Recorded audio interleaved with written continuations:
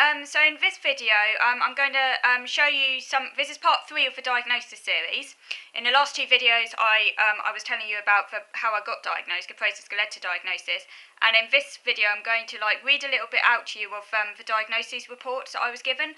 As I was telling you last time, I got 2 reports. The first one was written up by the clinical nurse specialist, the one he trained under Simon Baron-Cohen, and one I mentioned to you last time. I don't know why they call him clinical nurse specialist. He was more a psychologist, really, but he was an autism expert, and he was the first person I met. I'm not going to read all of the report out to you. I'm just going to read the bits that you might find interesting. So basically then, so this is basically a feedback and summary of the assessment for autistic spectrum differences, which is a very kind of PC way of putting it, I guess. Autistic spectrum differences, not condition or disorder, autistic spectrum differences. I quite like his way of putting it like that, actually. It's differences. It's quite a good way of putting it. And the recommendations as a result of the assessment. At present, Anna gets some support from her local community mental health team, primarily medical reviews and some support worker input once a week via the team. That was the support worker I mentioned in the last video, the mental health support worker I saw. I don't see her anymore because I now get proper specialist support from Autism Sussex. She has also had some cognitive behavioural therapy via the team, but felt she wanted confirmation, as did her parents, of the possibility of her having an autistic spectrum difference. As a result of this, and a lengthy wait for the diagnostic clinic, I agreed to begin the assessment process by in-reaching to her home and family. Because the diagnostic clinic that I mentioned to you last time, which is a multidisciplinary team at the local psychiatric hospital, it was a very long wait to be seen by them. So this was kind of like a kind of interim measure to kind of see me in the meantime.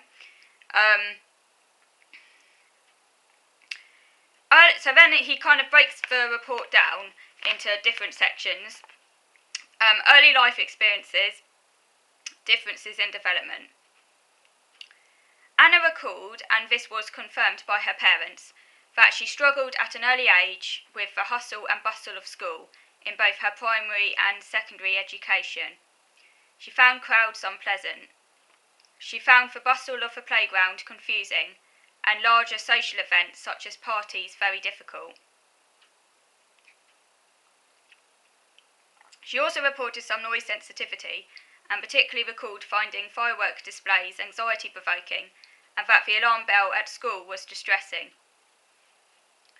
Whilst noise sensitivity is not considered within the current framework of ICD, International Classification of Diseases, I don't know why it's in the ICD because autism's not a disease, but there you go, diagnosis of autism spectrum differences to be a necessary or diagnostic symptom, sensitivity to noise levels and social activity is often present from an early age in those individuals who have autistic spectrum differences.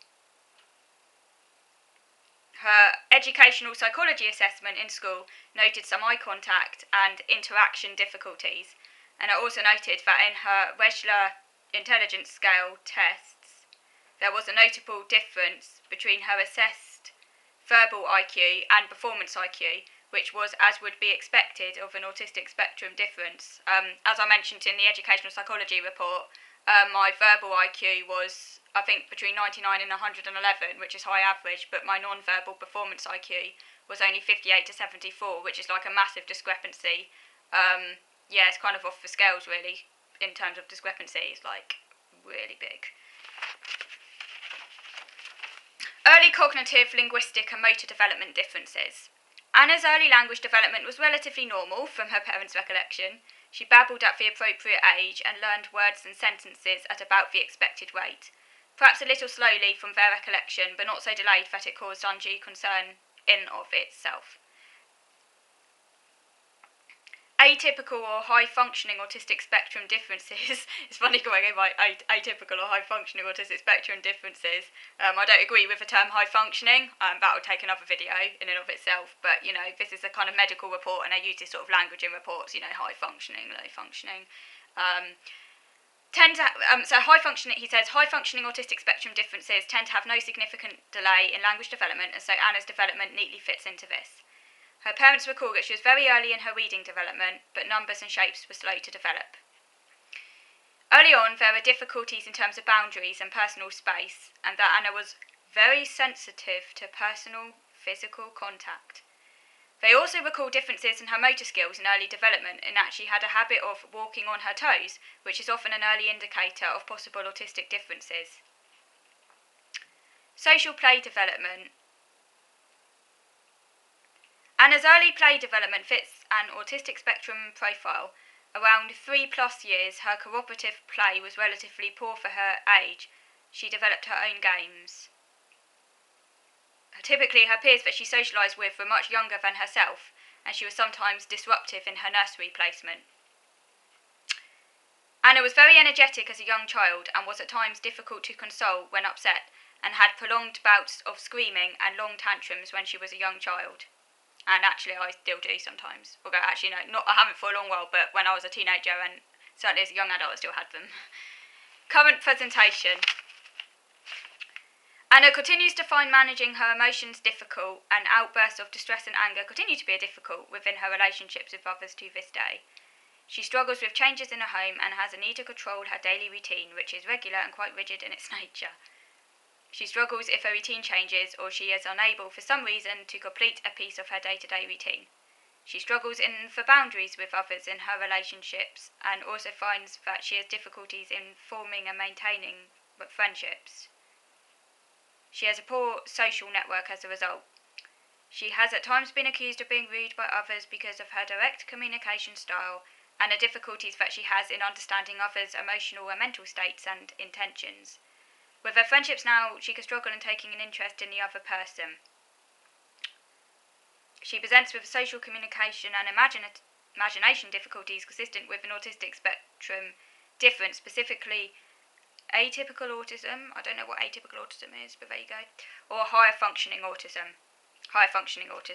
It's interesting that again, this was before they got rid of the term Asperger's, but he doesn't actually use Asperger's anywhere in this report. It's all high functioning autism. Atypical autism. I wish I'd asked them at the time. I should have asked them why, but there you go. Anna has a significant interest in systematising, that is, understanding factually how things function and work. Her personal interests tend to be all-inclusive and narrow. She recounted how she had a particular interest in the actress Kate Winslet and spent a large amount of time learning everything that she could about her. She became interested in the historical events surrounding the Titanic as a result, and practically memorised the script of the film because it starred Kate Winslet. Her interest in social media is typical of those on the spectrum, and actually finds fiction less interesting than factual programmes, and is less interested by social dramas than others of her developmental age. Her parents also pointed out her tendency to take conversations and comments sometimes literally, and actually struggles with colloquialisms and idioms. Again, this kind of presentation is typical of individuals on the autistic spectrum. It is also noteworthy that Anna struggles with obsessive-compulsive disorder, particularly around food and hygiene, and this difficulty, from her recall, developed as a problem around her primary school age, when she was particularly struggling with a significant social life change. Anna undertook the autistic quotient scale and the emphatising quotient scale with me on my second assessment visit, and scored 37 on the AQ, which places her significantly into the autistic end of the scale. 26 plus is a clinical cut-off point. Personally, I actually am very sceptical on the autism spectrum quotient. I've taken it quite a few times, and I always get in the autistic scale, but sometimes more so than other times. But some of the questions are open to interpretation, and I don't think they really measure autism, personally. I don't know what you think, if any of you've taken the autism spectrum quotient, but I am rather sceptical. It's not used to diagnose, it's just used as a screening tool and to add extra information, but I am quite sceptical about its validity, particularly for girls with autism or those who might maybe not conform to the stereotype.